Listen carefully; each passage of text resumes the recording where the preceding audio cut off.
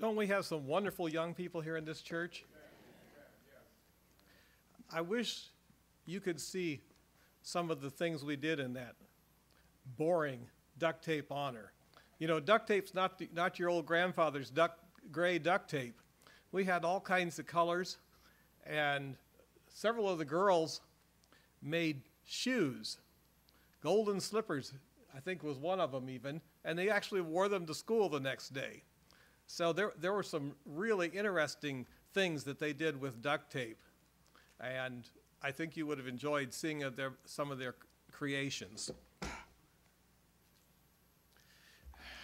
Because this is Pathfinder Sabbath, I thought it was only appropriate to start with a story. And this is a story about God's hardware shop. It involves the one-day church program, although in this case they were building a school. They had 27 containers that they sent to Zimbabwe, and they had a large school campus that they were going to make completely new buildings for, to make a big school. Before they had only had upgrades to 1 to 3, and they wanted to expand and have a full school right up through academy. So they had these 27 containers, and they all arrived about 2 days before the volunteers were going to be there to build the school. And so they started unpacking, and there's all these pre-cut steel beams. There's the tools, the hardware, and one of the features of their school buildings was windows that were put in with bolts. Well, the bolts were there, but there were no nuts. And so they said, where are we going to find 1,000 nuts to take care of this project? We've only got 2 days to go. We couldn't even overnight it from Minnesota where they have them. What are we going to do? So they started calling around. Nobody had any nuts. So finally the director of the program turned to the African national who was coordinating the project, and he says, I want you to go into the local hardware store and ask them if they have 1,000 nuts to fit this bolt. So the guy said, well, that hardware store, they're lucky if they stock hammers, let alone nuts for that. So he went into the store anyway, and he said, this is the project we're doing to build that school. And the owner of the hardware store said, and you think you're going to have that whole school built in 2 weeks, right? He said, I think that we're going to do it. But we have one little problem. And he explained to him about the nuts being missing, and he handed him the bolt. He said, would you have 1,000 nuts to fit this bolt? And the guy looked at him and he said, you crazy Americans, you can't do anything right, can you? All the rest of the world is on the metric system, but not you. You got to have these standard bolts. We don't stock anything standard. We haven't for years. And the man said, well, we desperately need those. Will you do me a favor and just go back and look in your supply room? And the guy said, well, I want to do my part to support your school. So he said, I'll go back there and look, but it's hopeless. So he went back there and he was gone for quite a while. He came back and he had these boxes in his hand. He said, I've got a story I've got to tell you. 60 years ago, a farmer came into me and said, I would like to buy 1,000 bolts, just like that one in your hand. I don't need nuts, I just want the bolts. And so he said, okay, I'll order it for you. But when he called the supplier said, we won't sell those bolts without the nuts. So he went back to the farmer and he said, if you're going to buy these bolts, you got to buy the nuts. A guy said, well, I don't need the nuts, but if that's the way what I've got to do to get the bolts, I have to have those bolts. So they ordered them. And when the farmer came in to pick up his bolts, he said, I don't want those nuts, you keep them. And so the guy put them on the shelf and totally forgot about them. So for 60 years, they sat there gathering dust and totally ignored. But when they were needed, God reminded him of those nuts sitting there, and they had exactly the number they needed to be able to do those windows. Now, if God can keep track of those nuts for that project, what do you think about him caring for you? I was just really impressed with that story. If you don't get this Adventist journey, this issue was really good. See me and you can photocopy it if you want. I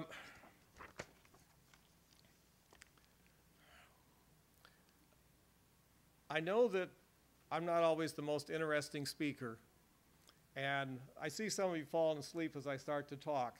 So I'm going to get to the point right fast, and then I'll expand on it. So if you listen to me for just 1 minute, then you can sleep, and you'll at least have gotten most of it. Okay. This is a quote from Christ Objects Lessons. Love is the basis of godliness. Whatever the profession, no man has pure love to God unless he has unselfish love for his brother. But we can never come into possession of this spirit by trying to love others. How many of you have ever tried to love people and found it just about impossible? Any of you? Okay, I'm glad I'm not the only one that's had a problem with that. What is needed is the love of Christ in the heart. When self is merged with Christ, love springs forth spontaneously. The completeness of Christian character is attained when the impulse to help and bless others springs constantly from within. When the sunshine of heaven fills the heart, it is revealed in the countenance. Our story today is one I think that's familiar to all of us. It comes from Luke 10.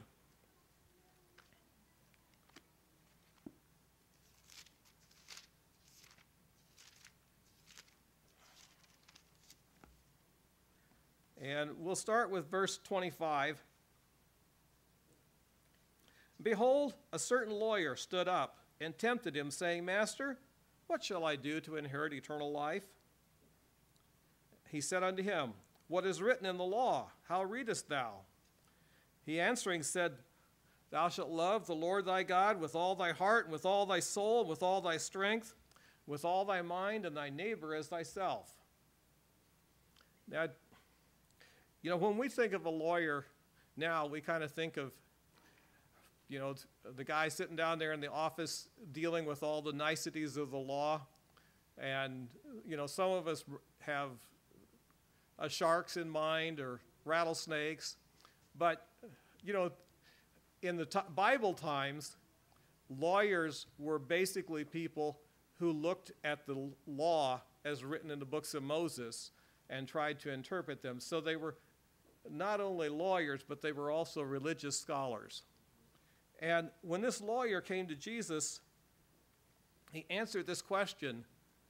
He didn't say anything about doing all the ceremonies and all the little minutiae that were involved in being a good Jew. He looked at the very essence of what it means to follow Jesus. Love the Lord and obey the law. Love your neighbors. And when Jesus heard that answer, he knew that here was a man who was really, sincerely looking for truth. And he told him, You've answered right. This do, and you shall live. Well, as the lawyer thought about it, he realized there had to be something more, because he knew that try as he might, he couldn't really live up to keeping the law and always loving his neighbor. So he asked this other question, who is my neighbor? And that was something that the Jews had spent a lot of time discussing. It was obvious to them that the heathen were not neighbors, and Samaritans were not neighbors. But what about the Jews who were not ceremonially clean, who didn't keep track of all the rules? Were they neighbors? So as he thought this over, he wanted Jesus to answer that. And so Jesus answered him with a story. And we'll start that story in verse 30. Jesus answering said, "A certain man went down from Jerusalem to Jericho and fell among thieves, which stripped him of his raiment and wounded him and departed, leaving him half dead." Do you have my slides? Okay. This gives you some idea. It's about 20 miles from Jerusalem to Jericho. And Jerusalem is over 2,000 feet in elevation. Jericho is 853 feet below sea level. So in those 20 miles, you drop almost a half a mile in elevation. Next. Here you can kind of see an outline of how rugged and rough it is. Go ahead. This road that went through here was known as the Road of Blood because there were so many robberies and murders that took place along that road. Next. And you can see how desolate the country is and how many places there would be for someone to hide. Next. As you walk along there, there's not much of anything. No greenery. It's pure desert. The area around Jericho gets an average of about 6 inches of rain a year. Next. And one of the things that I found kind of interesting as I was researching this, the 23rd Psalm talks about going through the valley of the shadow of death. Some people think that David was thinking of this valley when he talked about the valley of the shadow of death. Others think that when they heard the psalm, they named this after that. But anyway, this is known as the valley of death. And again, you see how many places there are to hide. Next one. Okay, so definitely as a person goes from Jerusalem to Jericho, they're going through a very desolate area that has a history of robberies and trouble. And so he's down there. Some bandits jump out from behind the rocks, attack him, take everything he has, basically leave him laying there half dead with nothing. By chance, there came down a certain priest that way. When he saw him, he passed by on the other side. Now, the priest had just come from the temple. He'd been serving God in the temple. He was, walking through this road thinking about all the blessings of God. He saw that man, and he thought, oh, what can I do for him? Because he remembered Leviticus 21, verses 1 through 4. The Lord said unto Moses, "Speak unto the priests, the sons of Aaron. Say unto them, Thou shalt none be defiled for the dead among his people, but for his kin that is near unto him, that is, for his mother and for his father, for his son and for his daughter and for his brother, for his sister. He shall not defile himself, being a chief man among his people." And he said, what if I start to help this poor man and he dies? The penalty at that culture for a priest defiling themselves with a dead body was a flogging. And a flogging was 39 stripes with a whip made with donkey hide. If you could survive it. If they thought it was going to kill you, they would stop sooner. But if you could survive it, you got 39 stripes.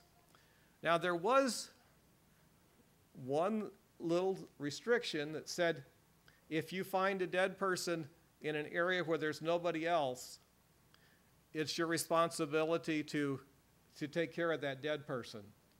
But you still, once you took care of them, you were defiled by being with a dead person, And the priest said, "No, that's just too much," and he went on his way.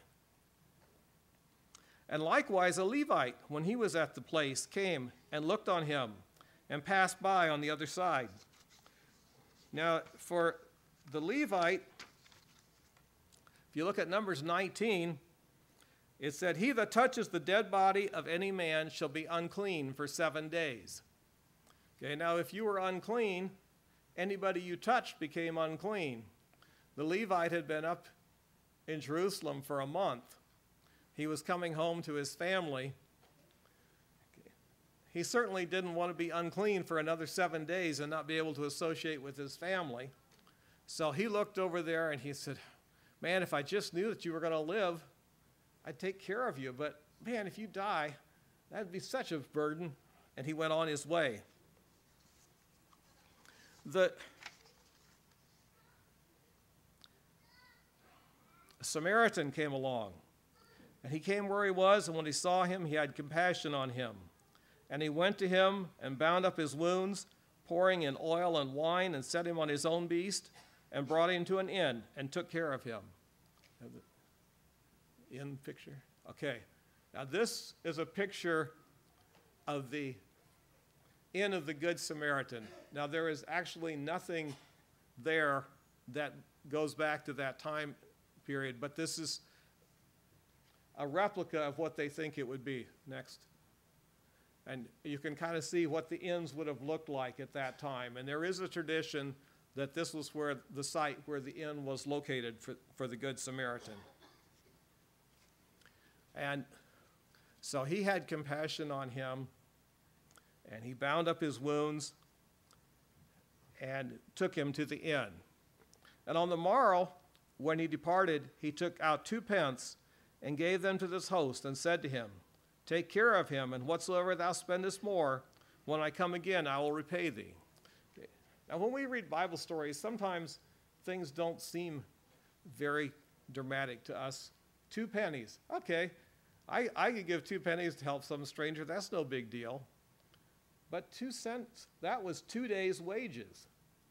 Okay, my math is not real great, so let's just give someone $10 an hour. And you work 8 hours, 2 days, that's $160. And that would probably find you a room somewhere for 2 days. So how many of us would see a total stranger in need and be willing to shell out $160, $200 to take care of their immediate needs, knowing nothing about them at all? But the Good Samaritan went ahead and did that.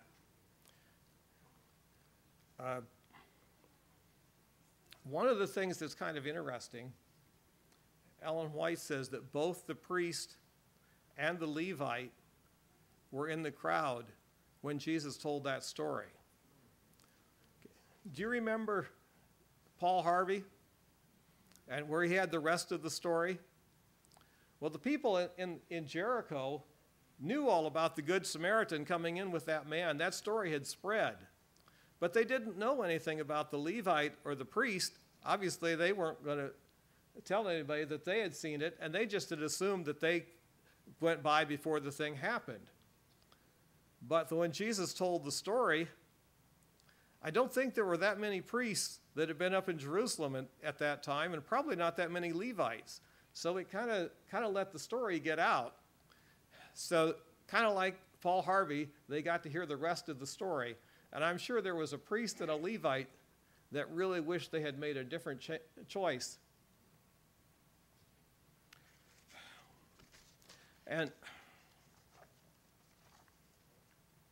this brings us back to our scripture reading today. "Inasmuch as you have done it unto one of the least of these my brethren, you have done it unto me." And that's, I think, the essence we get from the Good Samaritan story. You know, so often as I've listened to that story, I've sat there and I said, man, that priest and that Levite, they were really nasty characters, weren't they? And I spent too much time condemning them and not enough time looking into my own heart and realizing that if I was in their same situation, I might not be much better than they were. And it's really important for all of us, I think, that we have that love in our hearts. Now, what did I tell you at the beginning? Anybody remember? Love is the basis of godliness. And we can't show love to our fellow men until we have the love of Christ in our hearts. And that's the thing that's really important for all of us, is that we work to be sure that we get the love of Christ in our hearts.